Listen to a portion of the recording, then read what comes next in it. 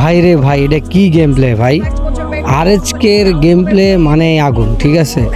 এইখান থেকে বের হওয়াটা এতটা টাফ ছিল, তারপরও টিম আরএচকে বুঝতে হইব জিনিসটা। এরা আসলে অনন্ত জলিলের মতন, অসম্ভবকে সম্ভব করাই যেমন অনন্ত জলিলের কাজ, তেমন যে কোনো ম্যাচ বের করা আরএচকের কাছে কোনো বিষয় না। এই রকম পরিস্থিতিতে যদি কোনো টিম পড়ে তাহলে কিন্তু পাতলা পায়খানা একদম কনফার্ম। কিন্তু আরএচকে এই জায়গায় কিভাবে বেড়ে গেল, রাহাত কিন্তু একদম লঞ্চ প্যাডটা মারলো, মানে চামে দিয়া বামে, আর এইখানে কিন্তু সব আইসা পড়লো।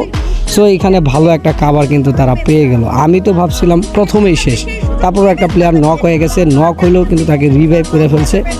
আরেক দিকে বন্ধু যখন শত্রু হয়ে দাঁড়ায় তখন তো আর কোনো কিছু বলার থাকে না। এক্সট্রিম এক্স যেভাবে ফ্লিকার ধরছে আরএচকে রে ভাই, কোনোভাবেই ছাড়তেছে না। এইদিকে আরএচকে মানে ফ্লিকার একাই আরএচকে রে পুরা গোল বানায় ফেলছে ভাই। আরএচকে পুরা প্যাক ট্যাক করে মনে করো একদম মশারির ভিতরে মনে করো বসে রয়েছে। যাই হোক, আরএচকের একদম যাই নিবু দুই দিকে দুইটা টিম ধরছে আরএচকে রে কোনোভাবে বেরোইতে দিতেছে না, কারণ ওরাও বুঝছে যে আরএচকে যদি কোনোভাবে বের হয়ে যায় তাহলে কিন্তু আমাদের হাত থেকে কিন্তু ভুইয়া মিস হয়ে যাব। তো আরএচকে তো ভাই ওই টিমই, ওদের যেভাবে হোক। এইখানে ব্লেড ভাই, ব্লেড কীভাবে রাশ দেয় ভাই!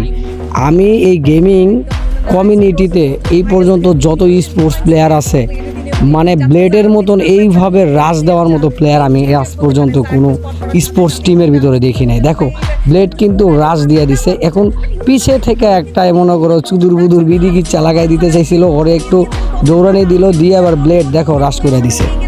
ভাই ব্লেডের খেলা ভাই, মানে কাস্টাররাও মনে করো যে ব্লেডের দিকে ধরে রাখে যে ম্যাচগুলা অডিয়েন্স দেখুক, ব্লেডের ধামাকাগুলা দেখুক, ঠিক আছে।